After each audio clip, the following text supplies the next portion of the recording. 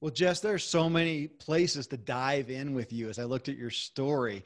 But one that really interested me was, of course, your connection to convicted financier Bernie Madoff, who was Uncle Bernie to you. And I'm interested really in how you were shaped by the story that I just love about how your family, quote, lost everything. And then you figured out, wait a minute, we didn't really lose everything, and how that prepared you for what you're doing today. Honestly, it was something I actively tried to not talk about for 11 years. It was, however I can separate myself from this person, I'm going to do that. It was my biggest fear that someone would find out who my uncle was. And it wasn't until I honestly sat down to write Chasing the Bright Side, which is a book about optimism, that I realized that for better or worse, he and this whole event impacted me to want to use my time here to make the world better. And I think that one of the biggest things that happened from that event in 2008 was, we can't always control our experiences, but we can always write our stories. So by sharing this story with, my uncle being Bernie Madoff, there's been so many people that have reached out to me of experiences that have happened in their life, whether it's loss, divorce, getting let go, and the story that they made of it. So not something I want to put on my business card, but definitely has shaped me into who I am today and pushed me to start my business. Well, and I appreciated it because not that I had a scandal in my family, but my parents as lifetime entrepreneurs, I got to see it. I've shared this a lot. I'm so grateful that they shared with me the ups and the downs. So I knew we were in financial, when it was almost bankruptcy, I knew when that was happening. I knew what was happening. I knew their feelings, and to see them go through it, I came out the other side as a young adult. Kind of what I get from you in reading the book, that you're good with trying stuff and failing. It's not a big deal because you saw it and you saw, hey, it doesn't actually destroy you. You don't lose everything, I guess. Right. Yeah. I think that when you realize that there's life on the other side of mistakes, there's this confidence that never really leaves you when you realize how solid you can actually be built. And so I think that having that scandal when I was a senior in high school really kind of changed my DNA. I think I could handle things a lot better. I think that I could just throw darts, and the ones that missed, it didn't sting so much. I mean, they still stung, but I think that I would not have started Headbands of Hope or become a speaker or really just started throwing darts had it not been for this resilience that started to be built, around that time. And also watching my parents be completely blindsided, thinking they were going to be close to retirement, and they had started their company and having to start from scratch, and watching my grandparents lose their retirement and start their own cab driving company. I mean, there's just so much around me from this that I didn't know that I was absorbing until I could look back, 8 years into my company and realize that was the start. Like, that was the seed. I thought it was the demise, but it was actually the beginning. Well, I found myself telling parents in general, but especially the, entrepreneurial parents, to not hide the hardships from your kids, because I look at it and think it's one of the best gifts that I got. Thank God my dad didn't have some consistent income and we never knew any lack or loss because of what it gave me. So take that and come full circle, because it's towards the middle of your book or maybe the latter half.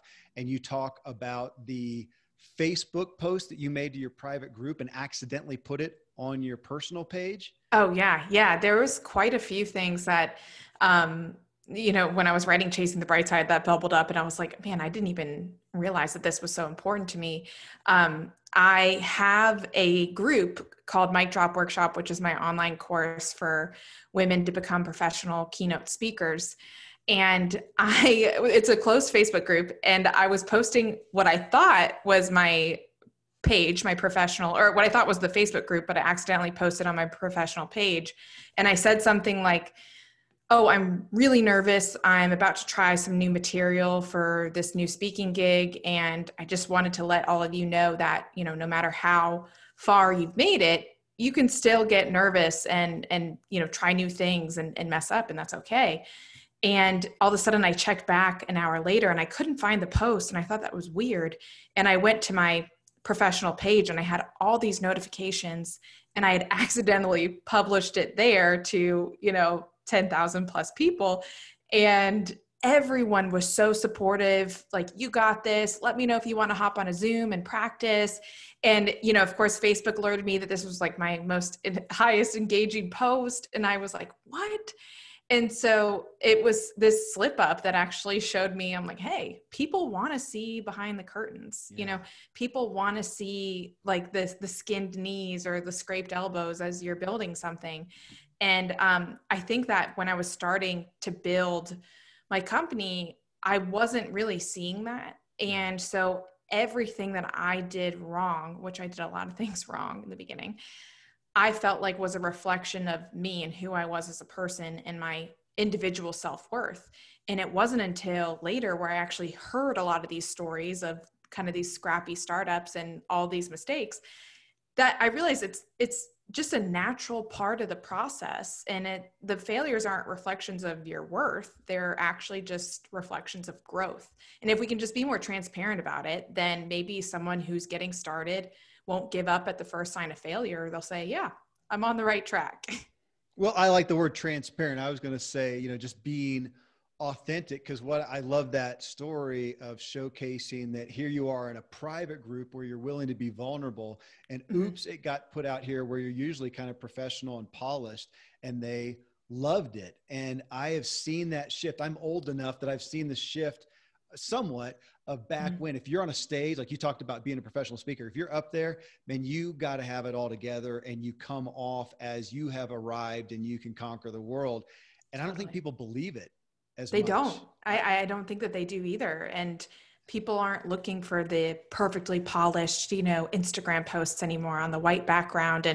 And I would say, I tell people like the beginning of my career as a professional speaker was on a rainy day, and I was tired and had agreed to speak at this local college at a class, and the teacher had emailed me before saying that he wasn't going to be there to just show up and give this talk. And I was annoyed, and it was like it was one of those days like straight out of a movie where it's like the parking ticket and you forgot your umbrella and it's raining and all this stuff. And I showed up at this class, and usually I had this kind of tight keynote talk of like, oh, I started a company and now I'm on the Today Show and all, this really like linear path. And when I got there at this class of like 12 people, I realized that I just could not muster up this, talk show host personality and put on this, play that it felt like. And I just told them the real deal. I said, I had this idea. I got started with it. The first thing that happened was I lost money to a fraudulent manufacturer. I let my dad down, who had given me a loan. It was crickets for 5 months before I got, an order from someone I didn't know.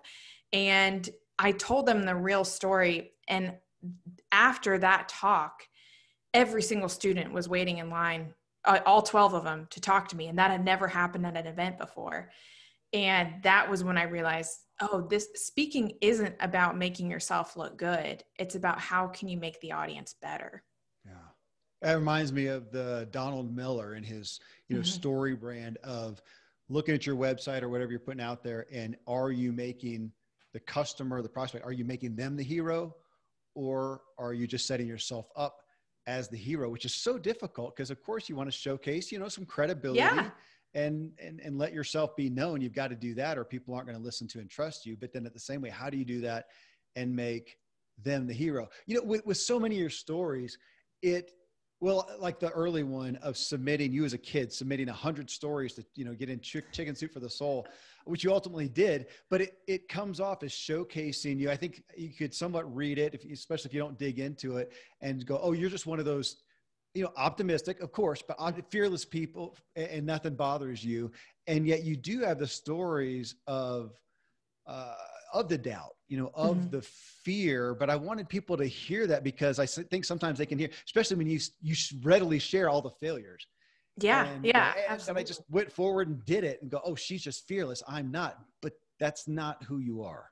No. And I think that sometimes people think when you write a book about something, then it must come natural to you. Yeah. And I think that people maybe dive in and dig into topics that don't come natural to them, that they have to work at, because when it comes natural, what is there to teach?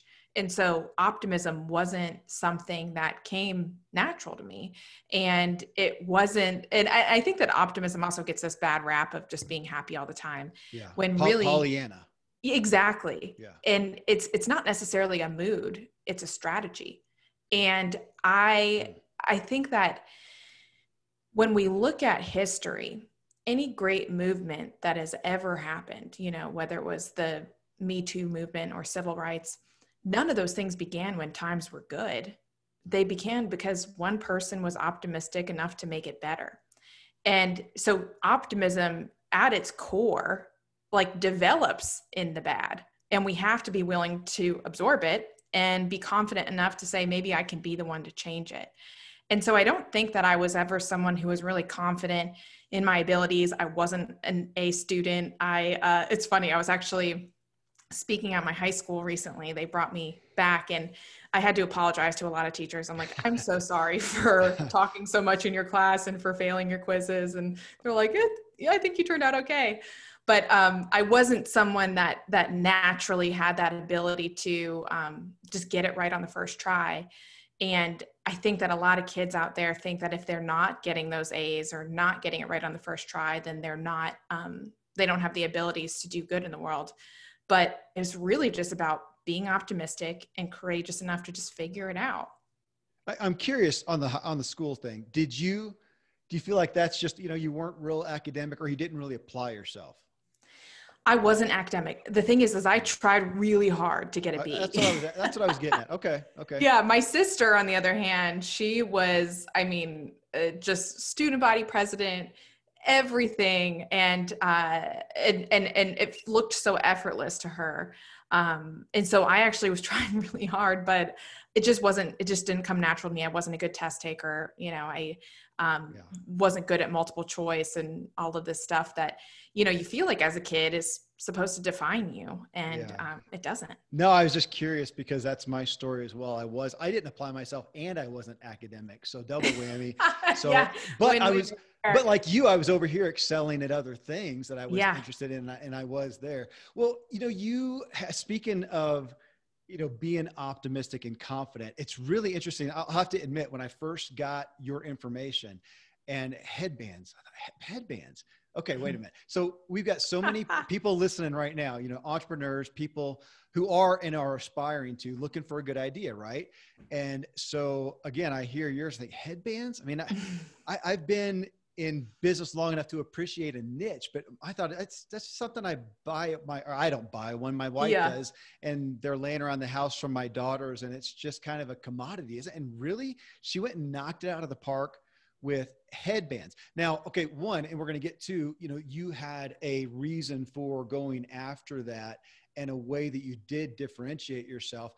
But I did want you to speak to those people who may look at something, they think, gosh, this seems like I would like this to be an opportunity, but it just, the market seems saturated.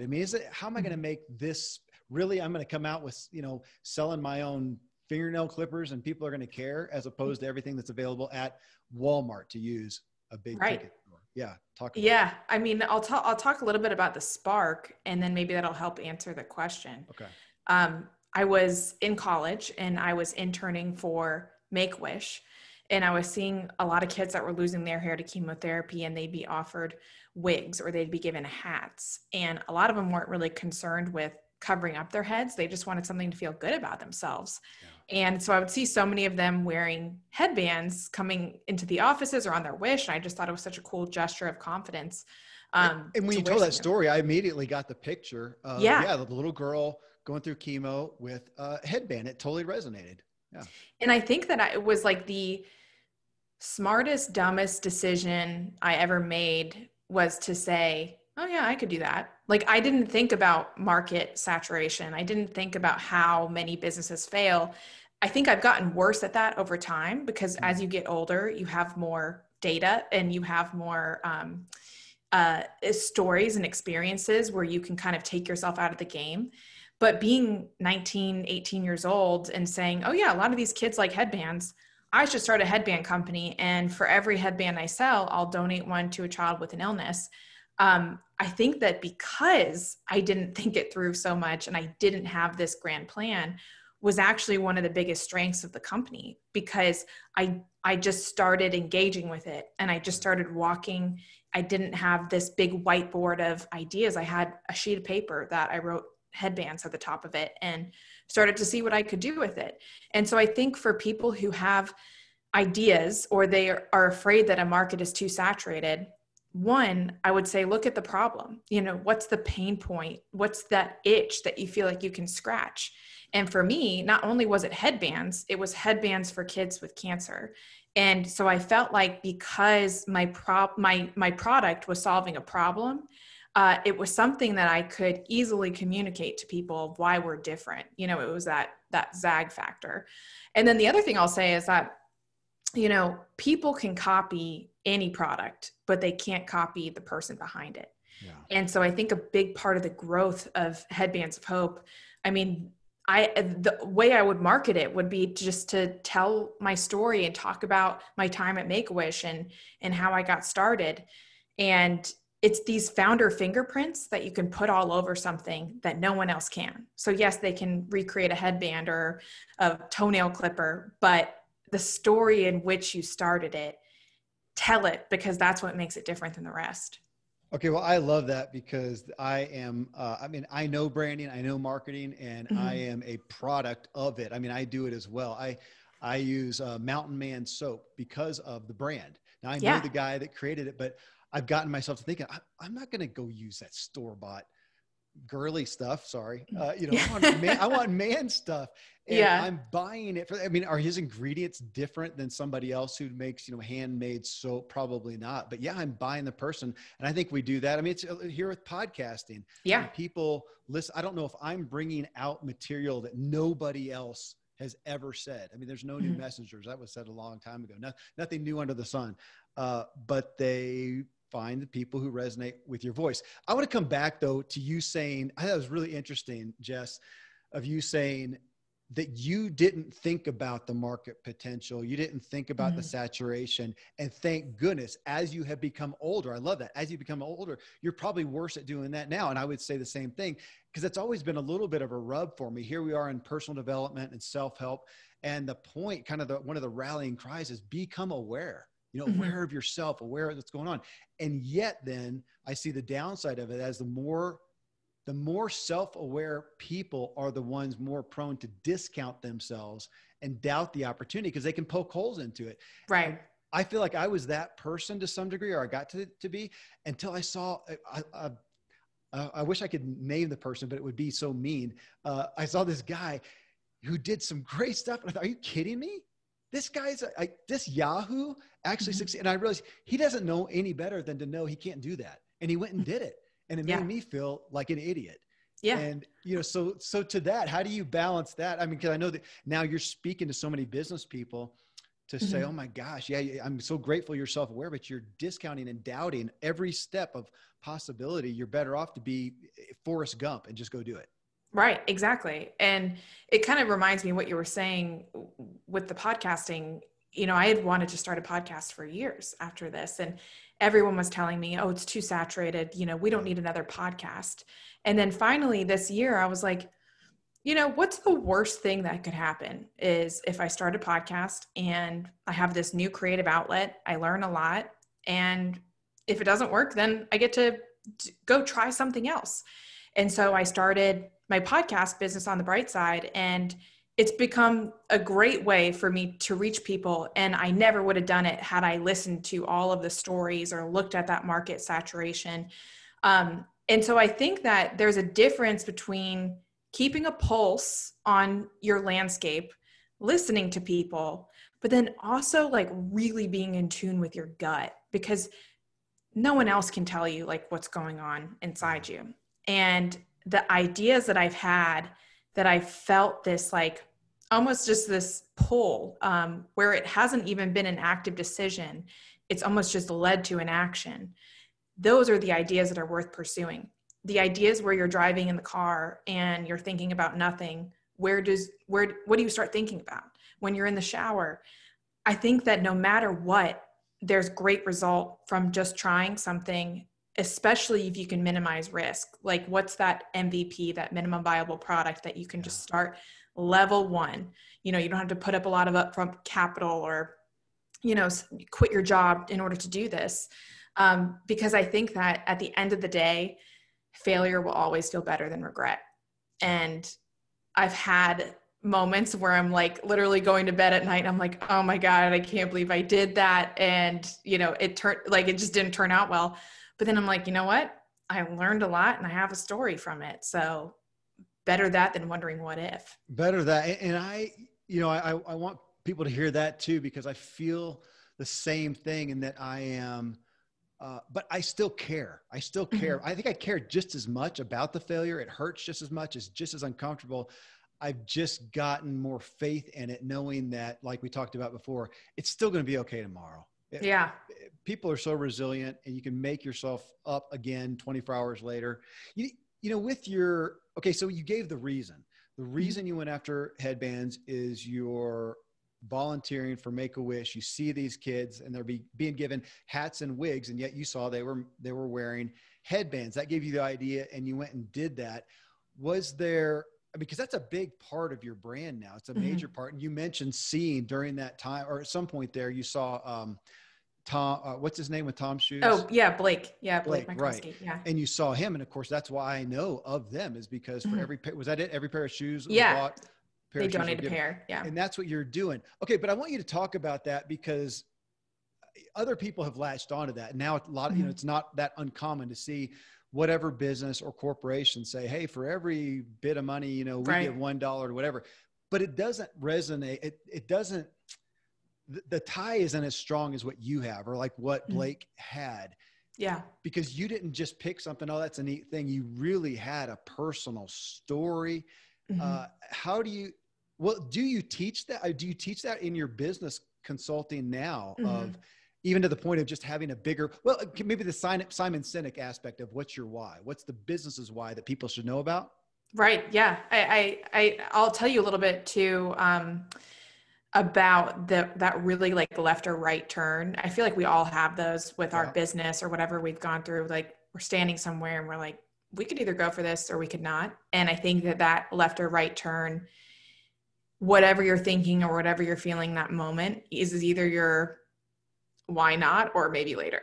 And so for me, I was at Make-A-Wish, and there was this girl who wanted to go to Disney World. And unfortunately, she was too sick to go. And so she really wanted to meet Sleeping Beauty. That was the reason why she wanted to go to Disney World. And she like couldn't go. They couldn't fly her or couldn't drive her. And so I went to this costume shop and I got a Sleeping Beauty costume. And a few hours later, I arrived on her doorstep dressed as Sleeping Beauty, and tried to make her wish come true that day. And I brought her this dress and crown and read her the story. And it was this moment that was one of like the clearest before and after moments of my life. And I think that when we think about doing good and like good business, we think about the upsides of it, you know, all of the donations and all of that. But I think that where they stem from is really the heartbeat of what you're actually going to sell. And so that moment, those hard times actually give you a choice. They can be the excuse as to why you do less, or they can be the reason as to why you do more. And I think that single story was the reason. It was the reason why I wanted to do more. And so when we look at our business, Headbands of Hope, giving headbands away to kids with cancer for every one we sell, I think that it strung the cause so deeply into our mission that it became the core of what we do. People come for the cause, but they come back because of the quality of the product. And I think that personally, I think that entrepreneurship isn't going to be social entrepreneurship anymore. I think it's just going to be an expectation, not, if your business is giving back in some sort, but how and what are you doing? Because I think that consumers, especially young ones, they want to be able to close the loop between purchase and purpose, not just a transaction, but what am I giving this money towards? How is it made? Who is it serving? I think that's going to just matter more and more as time goes on. Well, back to you can have your own voice behind the product, because to some degree, I feel like it's impossible. I mean, I don't know. Well, I'll put you on the spot here. I mean, can you say your headbands are the highest quality on planet Earth? No. Exactly. None of us my marketing team's gonna kill me, but no, they're not. No, yeah. but I appreciate that. I don't think nobody can. I don't care if you're Apple or whatever. You can't claim that, and I don't think anybody will believe it. To some degree, everything is to the point of I'm going to call it again a commodity. And so that's what we have left, though, is to give people a reason to align themselves with the image that your product has. And I find myself today that I can buy, whatever I want, whatever category, and I'm usually going to gravitate towards somebody whose ethos I really like and who who I want to associate with. And so I love you, saying that. And I want to hit on this. I was actually journaling about it recently, Jess, that the aspect of somebody wrote again about, working at your passions. And I think that perspective has gotten so diluted somewhat, and you've got really smart people now saying, okay, that's stupid. You need to work at something, that you have the ability to do and provides good value. But over here, what I see you doing, you just told a story, and it's something that you just truly care about. I mean, is making headbands your absolute passion? I mean, you're not back there sewing headbands. Right. I tried that. It didn't work.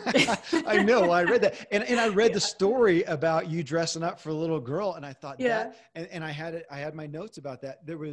I recently had two people on the show, Sam Collier and John O'Leary. And I've mentioned this, people who listen to the show, they're getting used to me talk about this because it just hit my own, bias on this topic. They said in regards to purpose and passions, they said the thing that really spoke to them was, and they said it separate from each other within the same 30 days that I had them both on shows, is that what is that thing that just breaks your heart? I thought, oh, that resonated. And then I read the story of you dressing up to go see this little girl.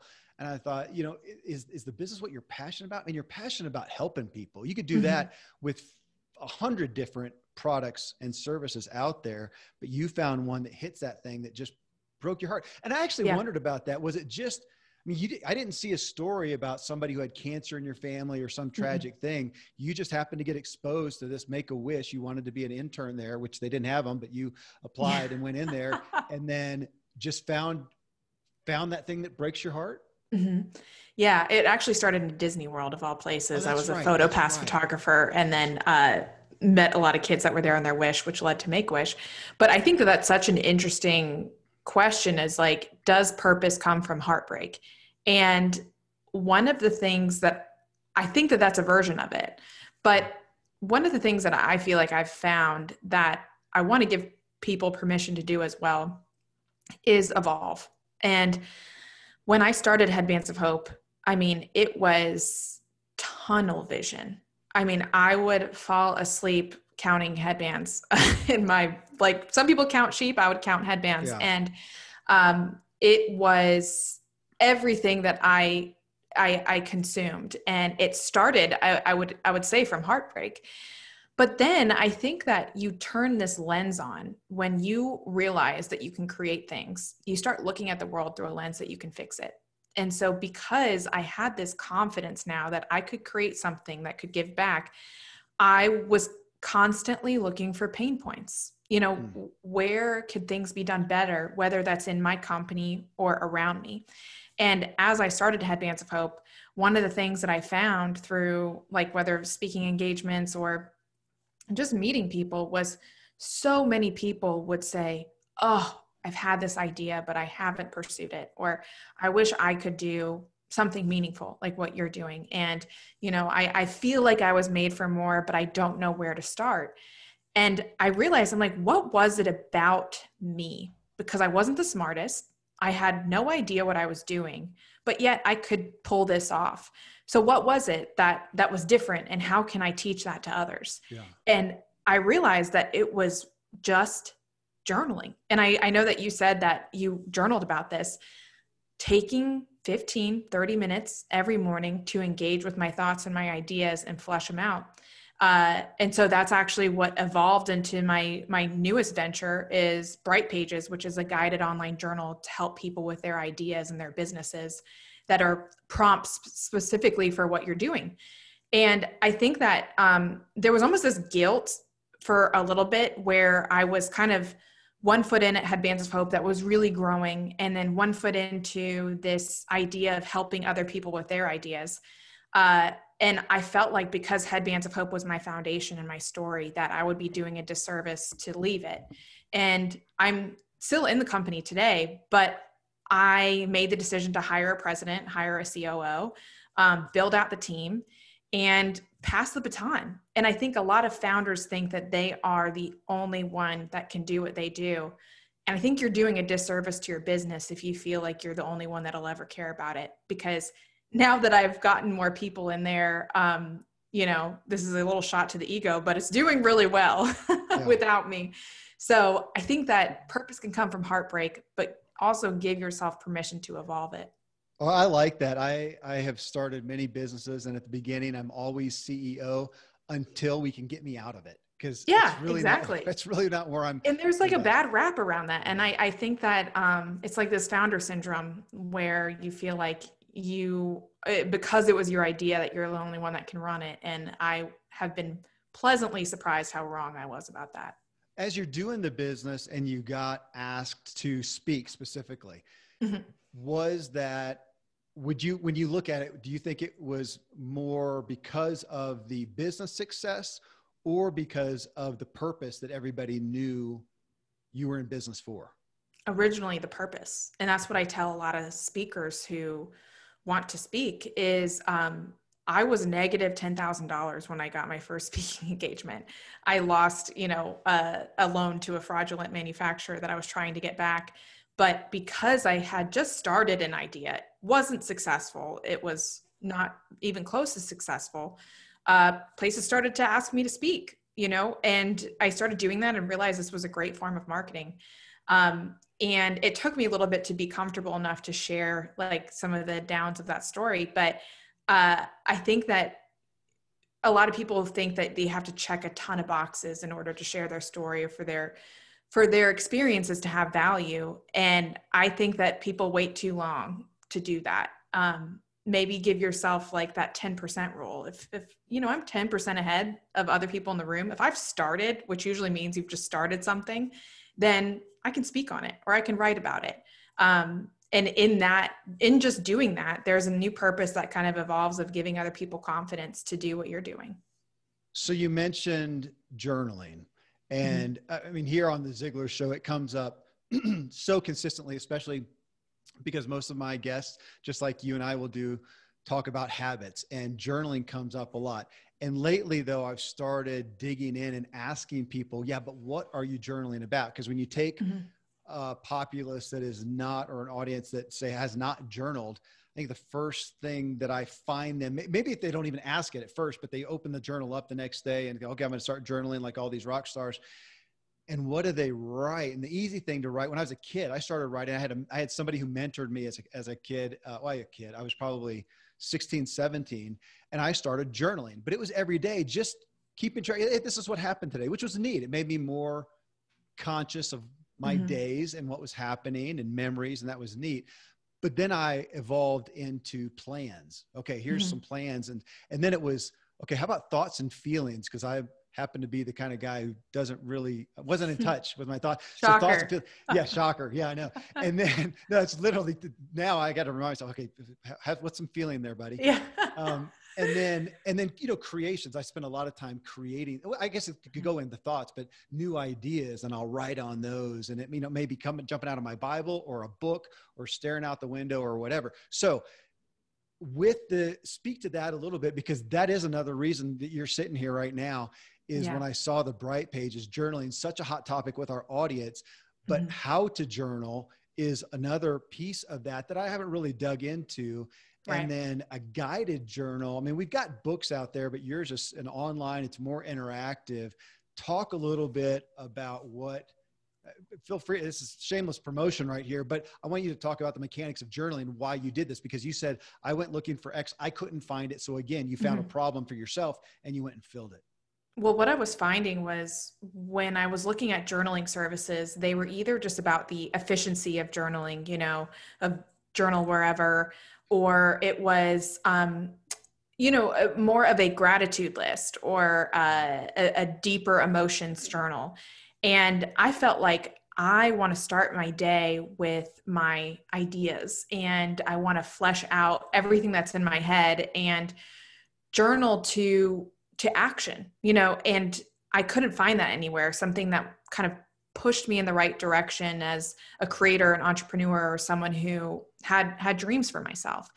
And so I started Bright Pages this year. I figured if I'm not traveling for speaking engagements, this is an idea I've had for 3 years. And I did want to say that because you talked about, matter of fact, I pulled this off of your stuff somewhere as I was doing my research. And you said it might've been Facebook. Every big idea starts from scratch. A few years ago, I was looking for an online journaling service that helped me with my ideas and productivity. I couldn't find one.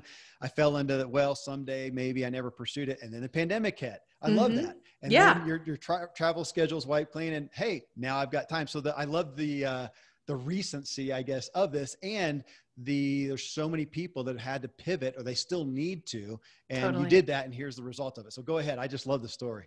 Oh, I'm glad. I think I spent like 2 days, sitting saying, what am I going to do? And then I was like, you know what? It's now or never. And so I started Bright Pages, which is a guided online journal for doers. So there's daily prompts that are designed to kind of help you make sense of your day, your ideas, what you want to do, what you want to achieve. But my favorite thing, and this is something that I looked for that I couldn't find, and we're the only online journal that actually does this, is prompt pathways. So these are tracks of prompts based on goals or interests that you have. So if you want to start a business, if you want to be a speaker, if you just want to get out of maybe a creative funk that you've been in, you can pick a pathway, and for 7 days, you'll get prompts specifically guiding you down that path.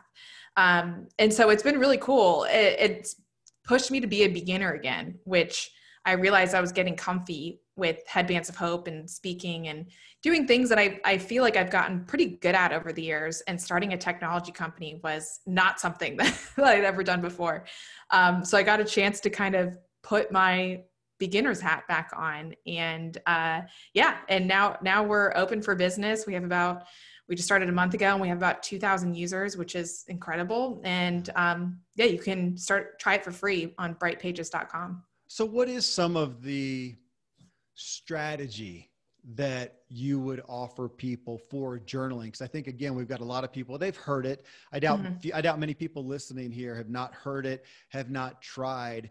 But even if they've gone through a decent spell, it can become kind of plateaued, become a little empty. I mean, what are you guiding people to do to get value out of journaling, as opposed to it's just another thing on the to-do list? I got to write something down.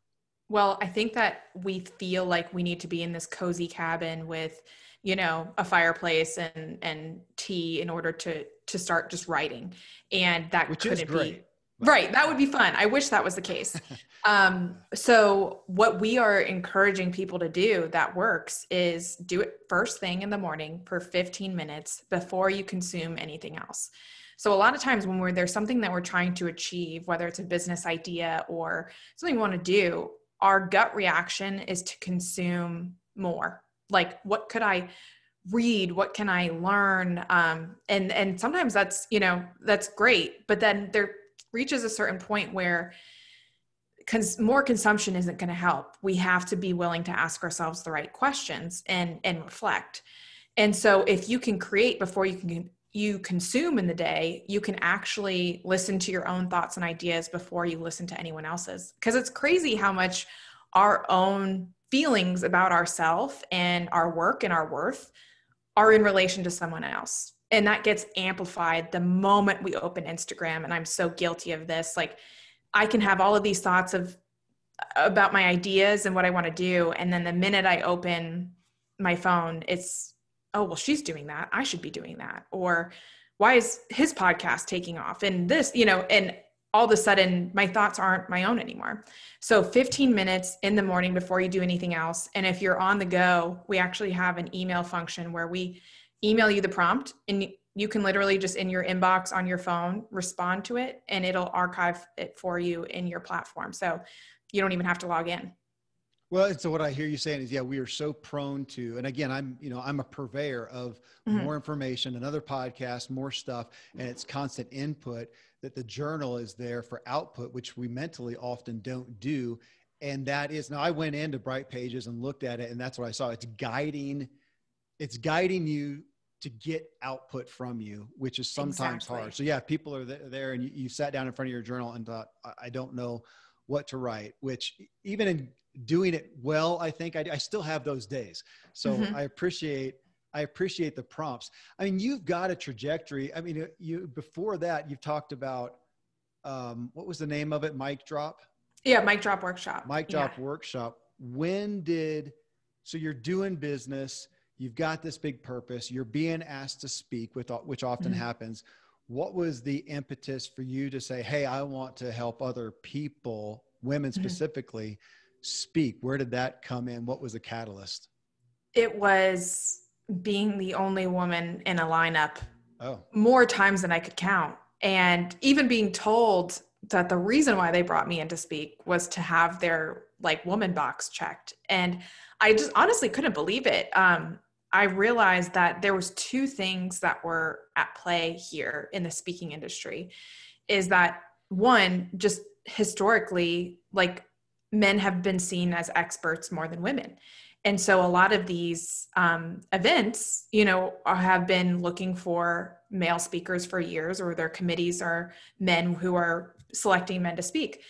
And the other thing that at play was women weren't applying for speaking engagements because they felt like they weren't qualified. So it was kind of this double-edged sword was, there was kind of already these key players in the arena and no one was applying to join them. That was women. And so I felt like if I can teach what I've learned about the speaking industry and make this a course in a community just for women, whether it's negotiations, how to craft your keynote, finding gigs, turning one gig into another, maybe I can help change the game of speaking. And so just by giving people the information and the community, and also just the permission to put their name in the hat, we've had 1,000 people go through the course and get paid speaking opportunities. So I think that, I try to think about what's the single thread in all of this, Headbands of Hope and Mic Drop Workshop and now Bright Pages. And it is, I want to give people the gift of confidence, not by what they need to do next, but by where they're at now. Yeah. And whether that's through a headband or resources about, learning how to speak or giving your ideas attention, you don't need to arrive somewhere else in order to begin. And I think that that's the single thread of my story that I would love for other people to know. Well, and the other thread that you keep saying over and over is you just see a problem and have, I guess, enough confidence, enough optimism to say, what can I do in that space? Just like that you're the only female there. And they said, yeah, we need to do that. And man, I'll be candid on that. I got called out a couple years ago that all of my guests are primarily men. And I didn't get called out on it, but later on I realized also, maybe I did. No, maybe I did. It might've been a family member that I can remember now who said, yeah, and they're also white, Kevin. Yeah. And it's true. I'm going out there. And if you look at the bestseller list on Amazon or whatever, and I just wasn't questioning it, I'm just looking for the best messages and what's at the top, and it's white guys. There's just more than ever. And so I made that conscious shift to do it. And I think it's been because I've had so many non-white guys on there, and I get referred others now that now Right. it's not, but you're right. It's not a level playing field Yeah. at all. And I've, called myself out on it this year with, the Black Lives Matter movement. Yeah. I realized that the circle that I was looking for to give people opportunity was just the circle that I knew. Mm-hmm. And whether it was referring speaking engagements to other women, it was just, oh yeah, I went to college with her. I met her at a conference, and it was primarily white women. Yeah. And so I started reaching out to some of my, Black women friends and saying, how can we like throw each other some layups? How can I pass the baton to you? And one of the main things that I learned is that, diversify where you look. And so for our interns, for example, at Headbands of Hope, we would always just go to NC State, which is where I went to college, and their communications school, which is, we realized, primarily white. Why don't we look at some historically Black colleges for our internships? And even just looking at where you look is like such a game changer when it comes to diversifying your guests, your speakers, or just who you refer. Yeah, I thank you for that. Because I did during the time of Black Lives Matter coming out, I asked my brother, Jared, his last name is Ungaza. He's my brother. And he does a lot of advocacy in that area. And I asked him, I said, but what can I do? I live up in Colorado, and it's called Woodland Park. People call it Whiteland Park. It authentically is. He said, what do I do? How do I go out of my way to make a difference? What do I do with this privilege that I had? And he said, use what you got. You got a platform. So give people a platform. And yeah, but you're right. I had to go look in different places. And when I did, it was beautiful and incredible. And I was the one missing out, but I like that perspective of looking at different places. Yeah. I think I think it was interesting being in our industry. You feel like you are the educator at all times, and to say, hey, this isn't my turn, to turn off your educator, like, voice and mind for a second and say, here's my microphone, to someone else. Yeah. Was, I realized, like, why did I not do this sooner? And, like I said at the beginning of this podcast, like, hard times give us that choice, excuse to do less or the reason to do more. And I just hope that it keeps momentum as the reason to do more. So we talked about Bright Pages. I mean, obviously the book, Chasing the Bright Side. Was there a specific catalyst for you to decide, I want to get the book and the message out? Or was it just natural fruition? That's question one. And then two is, to use that word again, catalyst, but what along the way brought optimism out? I mean, we're in personal development, and with what you've done, what you've talked about even here on this show, there's a lot of things you could have talked on, you could have given emphasis to, you could have made the muse in essence, but yours was optimism. So yeah, two questions for you. Well, actually, the story, I think, answers both questions. I had a different book idea that I started pitching, and it was about telling other people's stories that have reached some level of success and bringing to light the messy middle. Because my biggest pet peeve was like entrepreneurs who are like, one day I had this idea and the next day I can't keep my products in stock. And you're just like, okay, come on. And so I was like, if I could find people and tell that middle part of their story, that'll be a cool book. And so I just went ham on this idea, just all in. I mean, practically wrote the book, had my proposal. I mean, just rejection after rejection with literary agents, and this is not going to work. No one's going to read this. And it wasn't until I was speaking at an event, and Bob Goff was one of the speakers. And this is actually a funny story too. So I was backstage and I went up to Bob and I was like, hey, I have this book idea. I can't seem to find an agent. What do you think? And he goes, well, you should talk to this agent. Here's their information. Tell them I sent you. And then he's like, here's my number if you have any publishing questions. And I was like, oh my gosh, Bob Goff just gave me his number. This is crazy. And so then I speak, and then he goes out and speaks. And literally his last slide was his cell phone number for 3,000 people, the one that he had just given me. And I was like, awesome. Okay, maybe I'm not as special as I thought. Anyway, so I reached out to that agent, and they said, hey, we like you. We don't like your book idea. We think that you're hiding behind other people's stories and not telling your own. And I was like, oh, interesting. Because again, we can tell ourselves that our story isn't good enough and that it's not interesting enough, or I haven't amounted to enough in order to share it. And it's funny because the exact thing that I teach people to do, I wasn't doing myself. So when I talked to this agent, she said, what's that one thread or theme when you can weave together all of these stories? Like, what is that for you? And after some journaling, I realized that the consistent thread between, my uncle scandal in high school to starting Headbands of Hope to some of these other things that I was doing was optimism. Like, none of those things would have happened had I not had this rooted belief that the future was going to be good. And that, because we won't ever create something that we don't believe in. So if we can't see it, then we won't create it. Yeah. And that was what I think was the kicker in my entire career, was like, you know what, next year's going to be really good. And here's why. And this is what we're going to do. Not, the Titanic sinking, let's, line up the chairs on the deck. Like, I think because of that optimism, that was what got me to where I was. And so that's what ended up being the book, Chasing the Bright Side. So give us define it a little bit, because, optimism, we can attach a lot of meaning to. We can say, confidence and faith, and people may attach different meanings to it. Mm-hmm. How would you define it in the context that you took it for the book?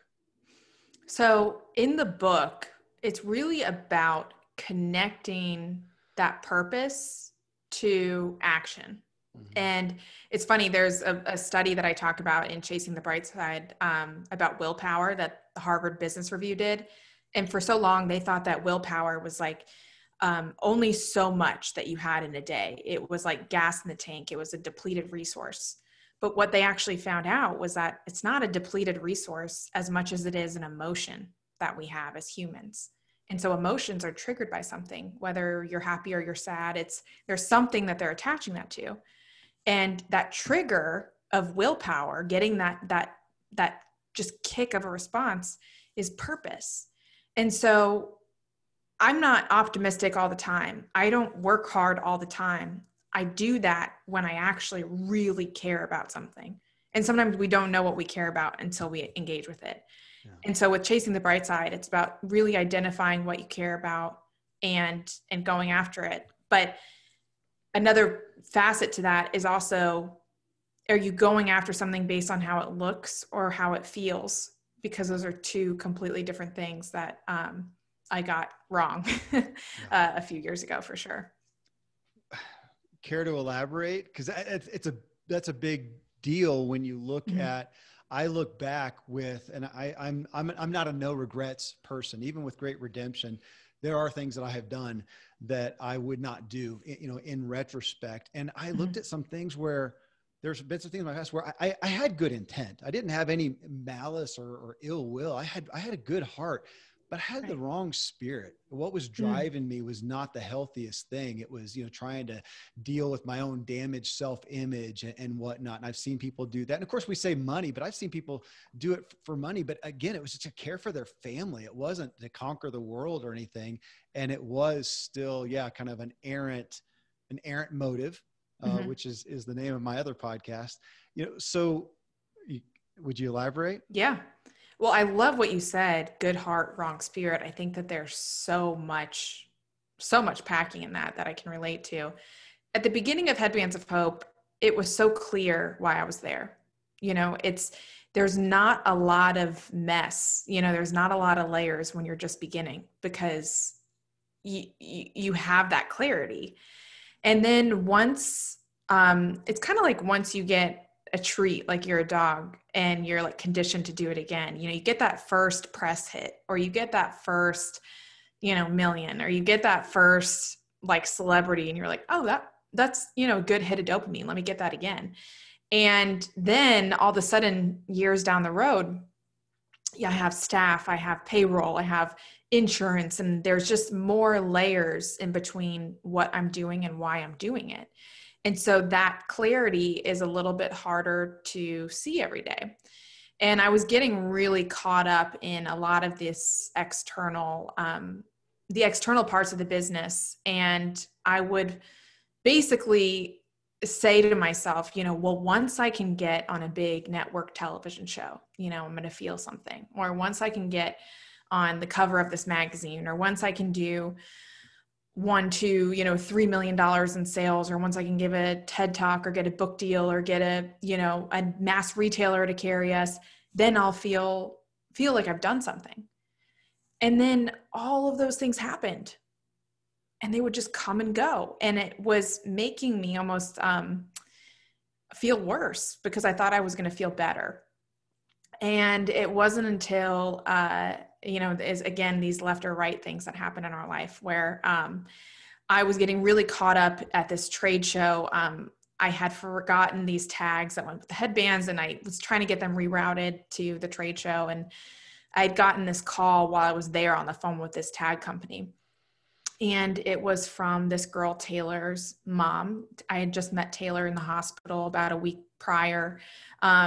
And she was down that she wasn't going to be able to go to prom. And so I told her, I'm going to this trade show, and when I come back here, we'll have our own prom, and, we'll do something fun. We'll get dressed up and listen to music. And she was so excited. She added me on Facebook and started making the Spotify playlist for our prom. And I'm on the phone with this tag company, and Taylor's mom calls me and tells me that Taylor had passed away that night before, and that she wanted the same headband that I'd given her that day for every female in her family to wear to her service the next day.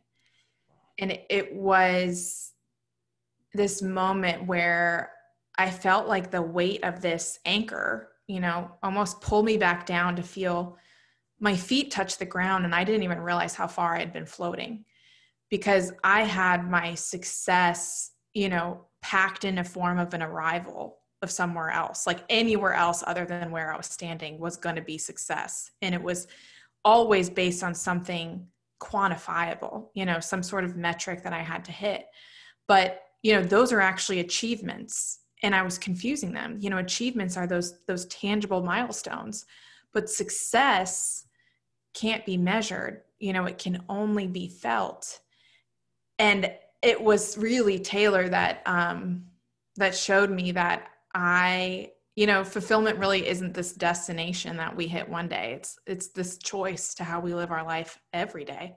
But that can get blurry. You think running a business and doing something good means that your compass is always straight, and that couldn't be further from the truth. It's always needs fine tuning. I love the story, Jess. I'm so glad we hit on that. I do long for that for people. You mentioned earlier, sometimes feeling bad about, it was something that was good, but feeling bad that it was so great. You can feel guilty for it somewhat. Mm-hmm. I do long for, I talk to my kids. I mean, I've got adult kids now, and say, my work is not always play. That's why I don't call it, is it a passion? I don't, it's not, it's not a burden. I mean, gosh, mm-hmm. I don't have the heart wrenching realities that you do, I think, in your work, but I am so grateful to wake up and absolutely care about what I do, to mm-hmm. know that if there was, $1 billion in the bank, I would just do mm-hmm. more of what I'm doing. And I do think we still get mixed up with talking about passions, and people think, oh, it should be fun. It should be play. Mm-hmm. And coming back to, you said the word care. If we did one of those little wordgram things where it pulls out, you said that word over and over. And again, that's why you're here on the mm-hmm. show. And I appreciate what you've put in the book, what you've put. I'm really excited about Bright Pages. Thank you. Because it's, journaling, I'm such an advocate of, and I love the guided aspect of that. But overall, again, back to the purpose of what you're doing, helping people align themselves with something that they truly care about. And then you saying, hey, we can make a business out mm-hmm. of it is, well, I'm a fan. Thank you. Thanks for doing what you do. Thanks for being here on the show. And thanks for sharing your heart and what you care about with us. Thanks, Kevin. Thanks for having me. I really appreciate it.